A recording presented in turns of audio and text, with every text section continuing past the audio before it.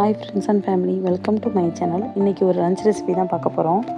Potato soya pulao and சேப்பங்கிழங்கு 65. Let's get into the video.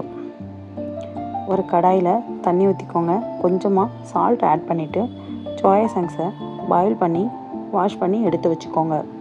குக்கரில் ஒரு ஸ்பூன் நெய், கொஞ்சமாக எண்ணெய் சேர்த்துட்டு 1/2 ஸ்பூன் ஜீரகம், ஒரு துண்டு பட்டை, 4 கிராம்பு, ஒரு ஏலக்காய் போட்டு ஸ்லைஸாக நறுக்கின வெங்காயம், 2 பச்சை மிளகாயும் சேர்த்து வதக்கிக்கோங்க.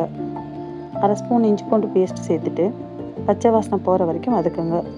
ஒரு கைப்பிடி நிறையா புதினாவையும் அது கூட சேர்த்துக்கோங்க. தக்காளி சேர்த்துட்டு நல்லா வதக்குங்க. அப்புறமா கட் பண்ணி வச்சுருக்க உருளைக்கிழங்கு, பச்சை பட்டாணி, சோயா சங்க்ஸ் எல்லாத்தையும் சேர்த்துட்டு ஒரு ஸ்பூன் தயிர், தேவையான அளவு உப்பு எல்லாத்தையும் சேர்த்து நல்லா கிளறிக்கோங்க. திக்கான தேங்காய் பால் சேர்த்துட்டு கொஞ்சமாக தண்ணி சேர்த்துக்கோங்க. 2 கப் ரைஸ்னால் 1 கப் தேங்காய் பால், 2 கப் வாட்டர் ஆட் பண்ணிங்கன்னா போதும். தண்ணி கொதித்து வந்ததுக்கப்புறமா ஊற வச்சு வாஷ் பண்ணி வச்சுருக்க பாஸ்மதி ரைஸையும் சேர்த்து எல்லாத்தையும் மிக்ஸ் பண்ணி குக்கர் மூடி போட்டு 2 விசில் வந்ததுக்கப்புறமா கேஸ் ஆஃப் பண்ணிடுங்க. குக்கர் ஓப்பன் பண்ணிவிட்டு பெப்பர் பவுடரை ஸ்ப்ரெட் பண்ணிவிட்டு கொத்தமல்லி சேர்த்து கிளறினீங்கன்னா பொட்டேட்டோ சோயா புலாவ் தயார்.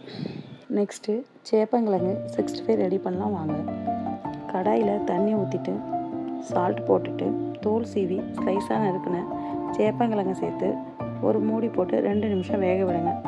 பாதி வெந்தால் போதும். ஒரு பவுலில் இஞ்சி பூண்டு பேஸ்ட் 1/2 ஸ்பூன், ஒரு chicken 65 masala, 1 spoon red chilli powder, 1 spoon maida, 1 spoon cornflour, 1/2 spoon அரிசி மாவு, சால்ட்டு தேவையான அளவு சேர்த்து வடிகட்டி வச்சுருக்க சேப்பங்கிழங்கையும் சேர்த்து கிளறிக்கோங்க.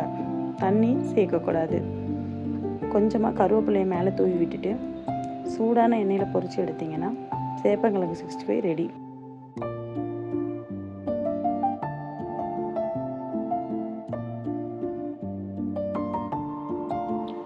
பொட்டேட்டோ சோயா புலாவ் கூட சேர்த்து சாப்பிடும்போது ஒவ்வொரு பைட்டும் மேஜிக்காக இருக்கும். ட்ரை பண்ணி பாருங்கள். தேங்க்ஸ் ஃபார் வாட்சிங்.